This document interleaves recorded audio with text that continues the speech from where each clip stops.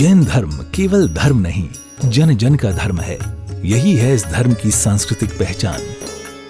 सन 2010 चातुर्मास के दौरान मांगी तुंगी और गजपंथा की तीर्थ यात्रा के बाद एक रात्रि गजपंथा की पहाड़ियों पर विश्राम करते समय आचार्य श्री देवनंदी जी महाराज को एक दिव्य स्वप्न प्राप्त हुआ।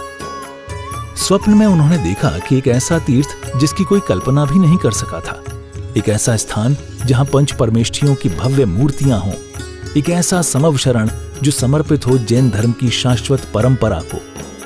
उस दिव्य संकेत को जीवन में उतारने के लिए आचार्य श्री कुंथलगिरी की ओर विहार पर निकल पड़े।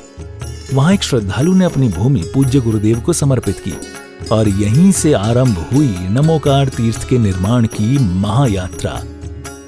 ये वही भूमि है जिसे राम टेकड़ी कहा जाता है, जहां भगवान रामचंद्र जी ने 12 लाख वर्ष पूर्व तपस्या की थी।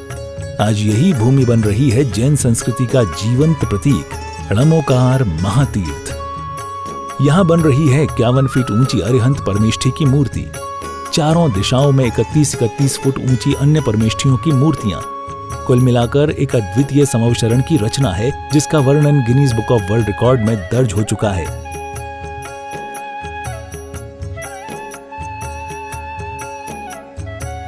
इस भव्य मंदिर जी में स्थापित किए जा रहे हैं 24 तीर्थंकरों के 24 मंदिर, पंचमेरु, नंदीश्वर द्वीप, नवदेवता और 64 रिद्धियां, 31 फुट की भरत, बाहुबली और आदिनाथ भगवान की मूर्तियां, सप्तऋषि मंदिर और गौतमेश्वर बाहुबली, संबित शिखर जी की झलक और क्षेत्रपाल मंदिर। यहाँ पर अब तक 250 से अधिक कमरे निर्मित हो चुके हैं, जिनमें 75 साधु साध्वियों के लिए एवं यात्री निवास आधुनिक सुविधाओं से युक्त है।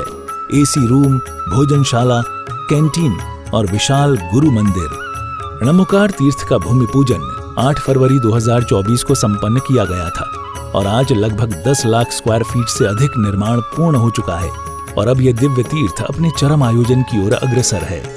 आगामी सन 2026 में आयोजित होने जा रहा है 6 से 13 फरवरी 2026 तक नमोकार तीर्थ का पंच कल्याणक प्रतिष्ठा महोत्सव एवं विश्व शांति महायज्ञ एवं 13 से 22 फरवरी तक महामस्तकाभिषेक महोत्सव।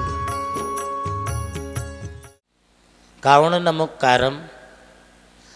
मैं नमोकार महामंत्र के लिए नमस्कार करता हूँ। मैं भी आपके लिए नमोकार के बारे में ही काफ़ी दिनों तक आपके बीच में चर्चा करूँगा।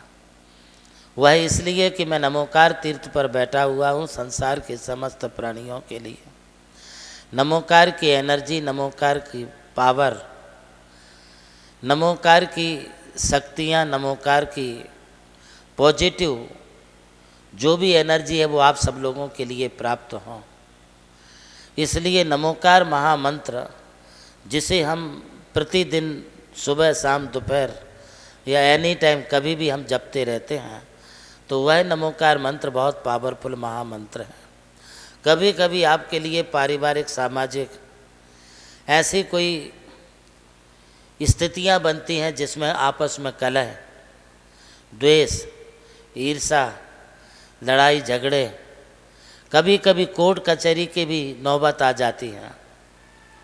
ऐसी स्थिति में लोग हताश हो जाते हैं, किंतु हताश होने की आवश्यकता नहीं है।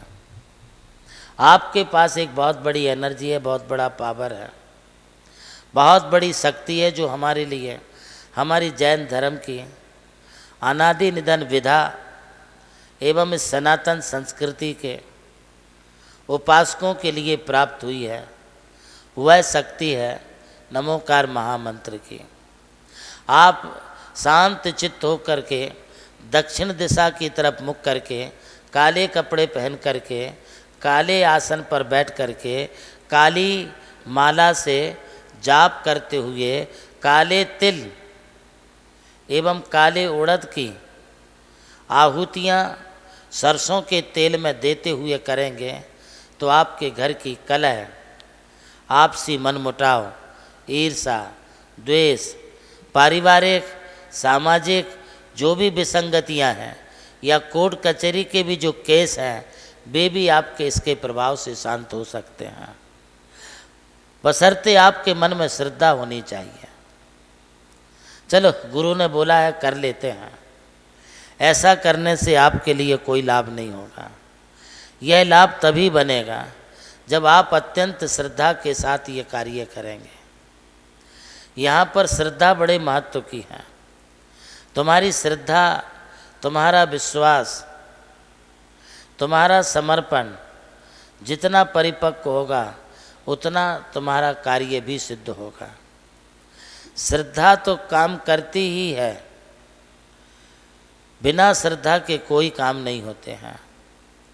इसलिए नमोकार को आप अपनी श्रद्धा का स्थान बनाएं और तुम्हारी श्रद्धा इतनी मजबूत हो जानी चाहिए कि तुम उठते बैठते में, आते जाते में, तुम्हारे श्वास श्वास में, तुम्हारे रग रग में नमोकार बस जाना चाहिए।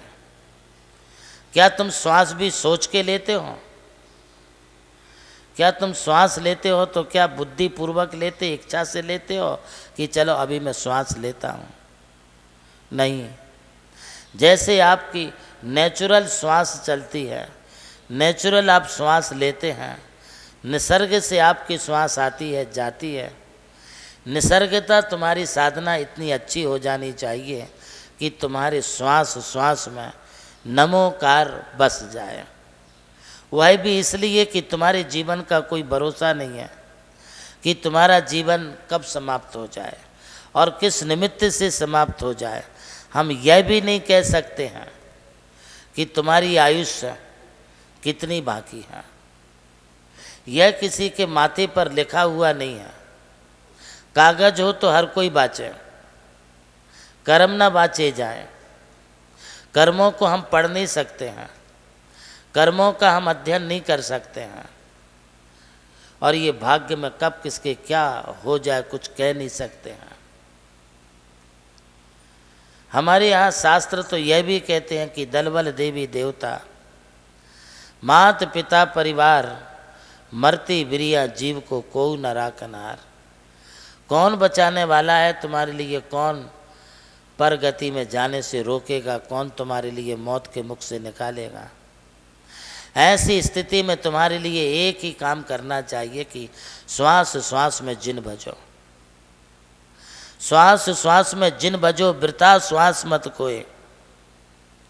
ना जाने फिर श्वास का आना होए ना होए। जो श्वास तुम्हारी भीतर गई है वो बाहर निकलेगी, हम नहीं कह सकते हैं। जो श्वास बाहर निकल गई है फिर भीतर तुम श्वास ले पाओगे कि नहीं, ये भी नहीं कह सकते हैं। जैसा कि मैं हमेशा कहा करता हूँ कि काउण नमोकारम अरिहंताणम तहेव सिद्धाणम आयरी वज्जायाणम लोयम मिया सब्ब साहुणम। ये नमोकार के 5 पद हैं। इन्हें आप अपनी श्वास का विषय बनाएं और प्रत्येक श्वास श्वास में नमोकार का आप स्मरण करें।